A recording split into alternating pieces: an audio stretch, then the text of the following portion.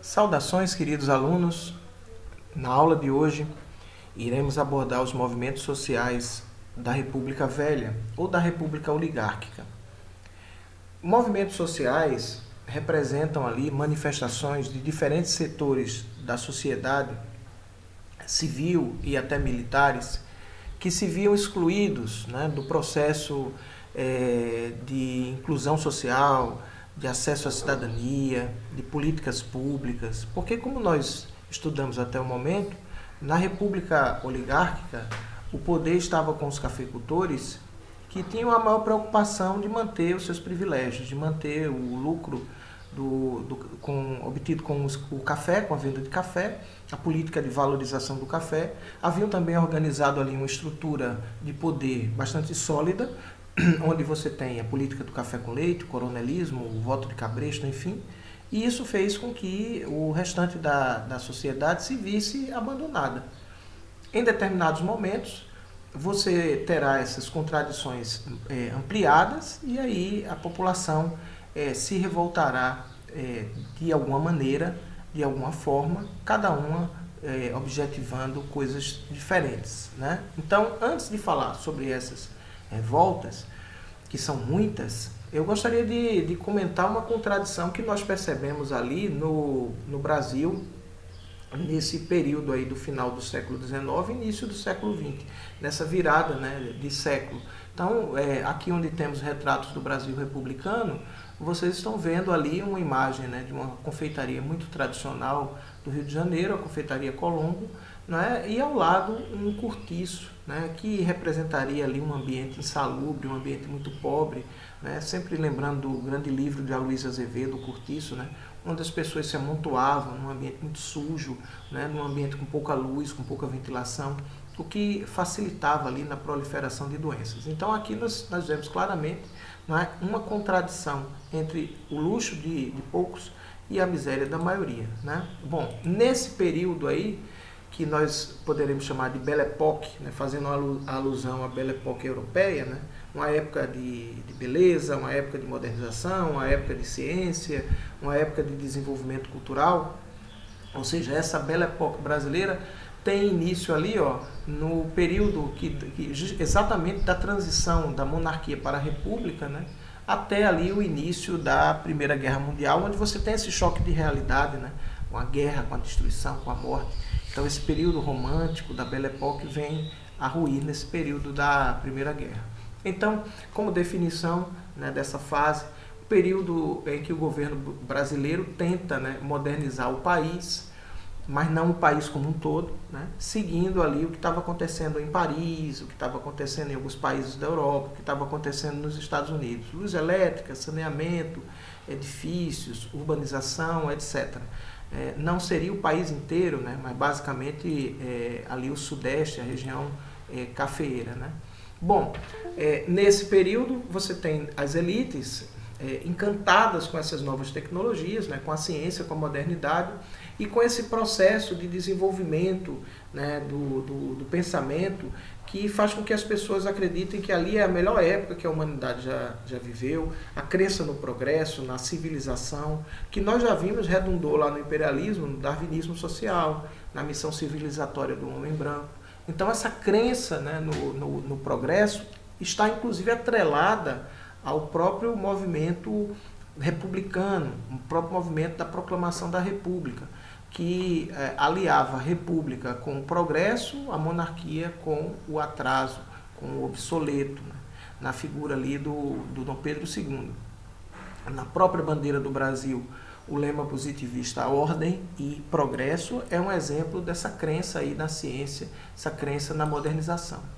Bom, durante esse final do século XIX, os governos republicanos vão estar preocupados em promover ali uma grande reforma, sobretudo na capital federal, Rio de Janeiro, que seria tida ali como fora em Paris também, né? A cidade de luz, né? Você teria o Rio de Janeiro como a vitrine do que seria a República, do que seria a modernidade, do que seria essa nova fase da vida brasileira, né? Então você tem ali a necessidade de construir grandes avenidas, largas avenidas, edifícios, destruir casebres, destruir favelas, destruir cortiços, né? Você precisa impor essas mudanças, essas transformações, sem pensar no impacto social e econômico que isso poderia causar na maioria das pessoas. Esse projeto modernizador, aparentemente muito bom, ele é elitista e ele é patrocinado justamente pelos barões do café, pelos homens muito ricos dessa época que exerciam um poder no país, né? Então isso é importante. Você vê ali, por exemplo, a Avenida Rio Branco no Rio de Janeiro, no período ali que vamos ter a revolta da vacina, né, no início do século XX, olha como estava bonita, né? Olha como estava bonita ali as largas avenidas, né, a iluminação, né, os carros, automóveis, tudo isso aí, essa modernidade se apresentava como uma mudança na humanidade, uma mudança onde o Brasil precisava, né, também ser inserido, né? Então veja aí que atentem para essa foto, né, como realmente esse processo urbanístico de modernização vai trazer uma feição bacana, né, à capital federal, Rio de Janeiro, que a gente vai ver assolada por muitas doenças.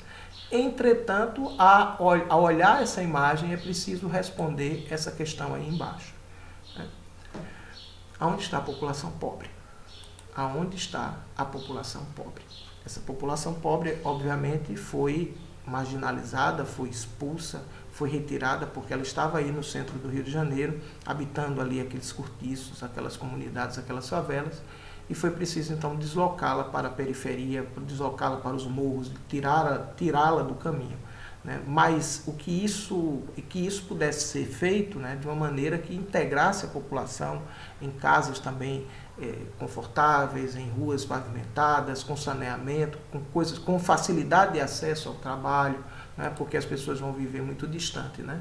Então você tem nesse processo modernizador essa contradição. Por um lado, uma minoria vivendo como se estivesse na Europa, né, usufruindo de todo o conforto da vida moderna, né, enquanto que a maior parte da população não foi inserida, não foi pensada, não teve acesso a esses benefícios, a essa modernidade. Um dos fatores, né, que explica essa exclusão social da população mais pobre seria justamente o que estava ali na Constituição de 1891, né, que acabou gerando mecanismos, né, formas de fazer com que os mais ricos exercessem o domínio político e econômico de um país, né, até com o patrimonialismo, o uso do poder público, do dinheiro público com fins privados, né, para beneficiar indivíduos, né?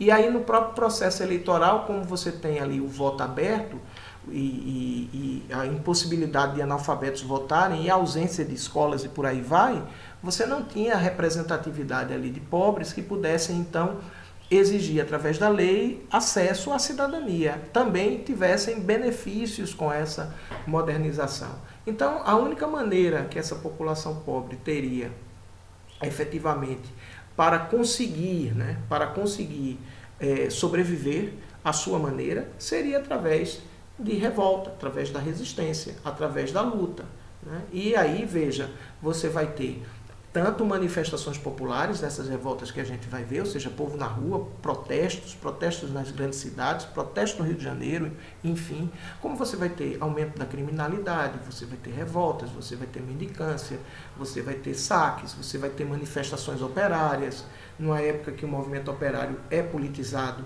pelas ideias, né, as correntes, né, socialistas que chegam aqui no Brasil, né, a formação daquilo que eu chamo de comunidades alternativas, né, como Canudos, como Contestado, onde indivíduos que buscam na fé a salvação, a resolução dos seus problemas, procuram formar estados dentro do Estado, ou seja, já que o Estado brasileiro não está nem aí para mim, me esqueça e eu vou aqui viver a minha vida, consequentemente trabalhar para o nosso grupo, não pagarei impostos e assim sucessivamente. Então você tem vários movimentos, não é? que ocorrerão e cada um resistirá à sua maneira, seja rezando, seja roubando, seja indo para as ruas, seja protestando, seja fazendo greves, enfim. Essa quantidade de manifestações e de revoltas que nós teremos para estudar é uma decorrência dessa grande desigualdade econômica, social e política gerada ali na Primeira República. Há uma frase atribuída ao presidente Washington Luiz, né, uma frase muito infeliz, onde ele teria dito que a questão social no Brasil é um caso de polícia.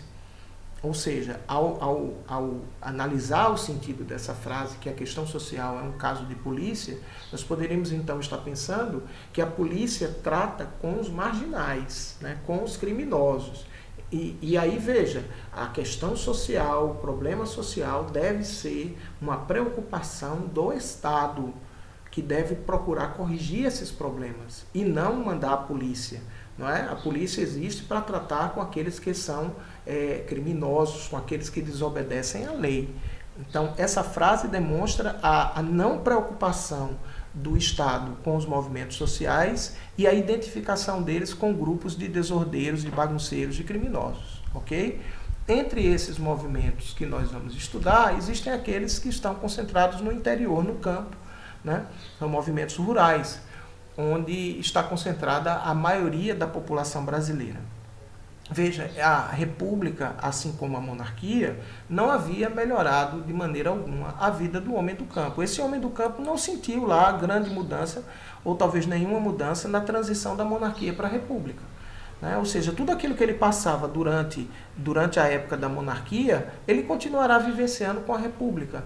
Você tem secas que são recorrentes no Nordeste, não é? Você tem problemas econômicos com a queda de preços, né, do açúcar, do algodão, ou seja, dos produtos primários que são produzidos ali no Nordeste. Né? Você tem a concentração fundiária agravada com a Lei de Terras de 1850. Então, assim, o pobre não tinha alternativa, né, de poder ter sua lavoura de subsistência, de poder plantar o que precisa, porque ele não tem terras. Então, ele se submete a trabalhar para os coronéis que exercem o poder em diferentes regiões do Nordeste. A gente está vendo aí imagens de seca, imagens de pobreza, que infelizmente nós estamos ainda acostumados a ver em pleno século XXI, não é verdade? Então, veja, as formas de resistência mais tradicionais que você encontrará no meio rural, no campo, vai ser ali ou movimentos de caráter religioso, né, como, por exemplo, Canudos, né, onde no movimento da Guerra de Canudos, ou em Canudos, a gente vai estudar que se forma uma comunidade alternativa, onde as pessoas vão procurar viver ali em um estado teocrático, um estado religioso, seguindo ali os princípios de fé, olhando para o céu, tendo em vista que não conseguem ver aqui na terra ninguém que se importe com eles. Né? E aí essa grande religiosidade ainda presente, né, no homem nordestino, principalmente no homem do campo, em adorações, em veneração a líderes religiosos como Antônio Conselheiro e até mesmo o padre Cícero Romão Batista lá no Ceará. Né? E também temos essa via religiosa, esse caminho da fé como forma de resistência, mas também temos uma forma mais violenta, né? Uma forma onde indivíduos não esperam na fé a resolução dos seus problemas, mas acreditam na força das armas. Então nós temos aquilo que se chama de banditismo social, onde indivíduos que, por conta da miséria, da pobreza, acabam recorrendo ao crime para sobreviver. E o exemplo clássico que a gente tem no Nordeste é justamente do cangaço, né? Do cangaço. Bom, iniciando aqui com os movimentos de fé, com os movimentos de caráter religioso, movimentos de resistência religiosas, né? Onde o mais famoso aqui no Nordeste, né, é o caso de Canudos, o Arraial de Canudos, o Arraial do Belo Monte, né, fundado ali no final do século XIX, já durante a República, pelo líder Antônio Conselheiro, Antônio Vicente Mendes Maciel, mais conhecido como aquele que dá conselhos, aquele que ouve, aquele que ajuda, né? Um profeta, um andarilho, um homem que percorria os sertões, falando de Deus, falando da palavra de Deus, né? Ajudando os mais pobres, os necessitados, consertando igrejas, reformando cemitérios. Esse indivíduo começou a ter muitos seguidores que percorriam os sertões atrás dele. Né? E aí você tem um movimento que na sociologia a gente costuma chamar de messianismo, né?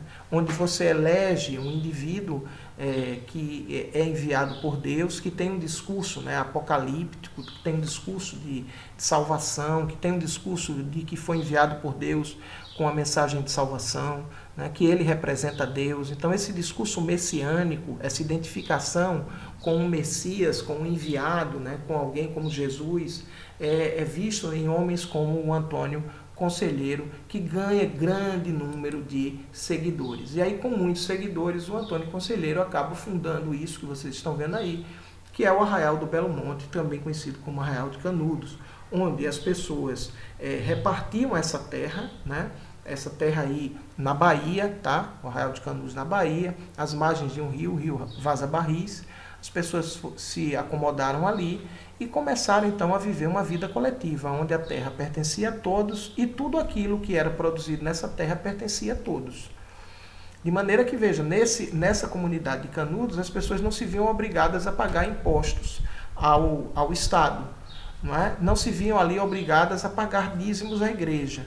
E as pessoas, então, que sabiam da existência desse paraíso na terra, abandonavam, então, as fazendas, os seus empregos, a opressão dos coronéis e afluíam em grande quantidade para essa região. Então você tem ali uma comunidade rural, né, que tem essa divisão, que tem essa vida comunitária, né, que tem essa vida coletiva, né, que tem esse líder religioso que promete a fundação de um paraíso na terra, né, e que começa a fazer um discurso que, infelizmente, passa a ser identificado como um discurso político, sobretudo porque Antônio Conselheiro e os líderes messiânicos não entendiam a concepção de um Estado laico. Entendiam como uma grande heresia o casamento civil, né? O casamento, eles acreditavam no casamento religioso e viam o casamento civil como ali um desvio, né? Como uma apostasia, como uma heresia. Então o discurso do Antônio Conselheiro acabava atingindo a própria República. A República é uma coisa do cão, dizia o Conselheiro. E aí veja, a República recém-proclamada, ainda ali, né, insegura, com grandes problemas, passou a ver no crescimento do Arraial de Canudos digamos assim, uma ameaça à existência da própria República. Quem é esse indivíduo que anda aí formando um exército, que anda ali reunindo pessoas e atacando com seu discurso a própria República? Não é? Então, infelizmente, o discurso do Antônio Conselheiro acabou sendo identificado com um discurso político, preocupando o governo que vai querer destruir esse arraial, relacionando a um aglomerado de bandidos, de marginais, de criminosos, de pessoas com vícios e etc. Também prejudica ali, né, os coronéis que perdem mão de obra, né, porque o indivíduo vai deixar de trabalhar para os coronéis e vai viver aí de uma maneira coletiva.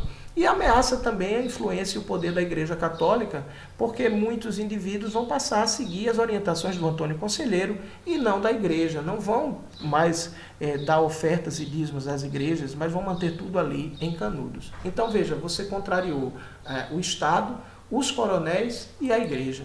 Esse movimento não pode dar certo, né? Veja aqui nessa charge, você vê ali a República não pode entrar, aqui não passarás, né? A Mariane ali representando a República e o Antônio Conselheiro ali impedindo ali com o seu exército que os ideais civilizatórios da República chegassem até o Arraial de Canudos, né? Isso é interessante. Bom, foram mandadas algumas expedições militares para destruir Canudos, né? Especificamente 4, as 3 primeiras não foram bem sucedidas, foram menosprezaram o poder de resistência desses fiéis, né?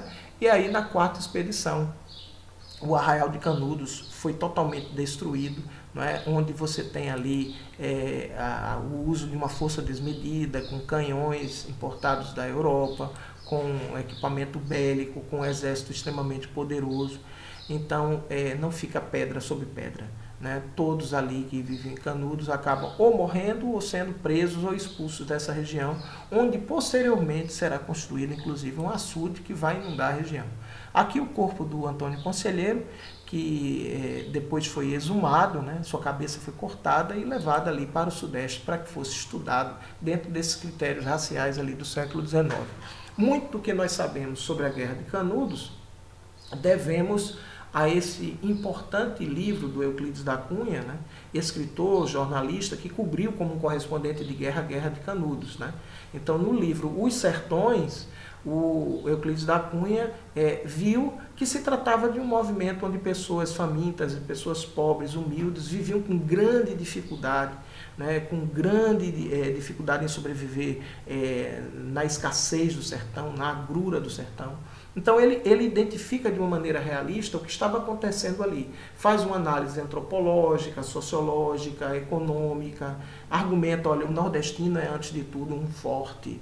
Né? Então aconselho para quem queira se aprofundar no estudo de Canudos que leia esse clássico da literatura brasileira do Euclides da Cunha, Os Sertões. Canudos não se rendeu.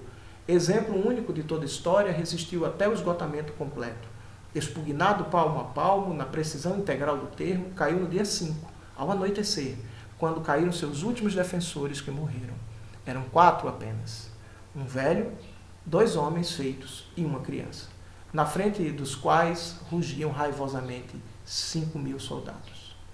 Bom, com a análise do movimento de Canudos, nós interrompemos essa nossa primeira aula. Voltaremos na aula seguinte com a continuação de movimentos sociais na República Velha. Aguardo vocês, não percam.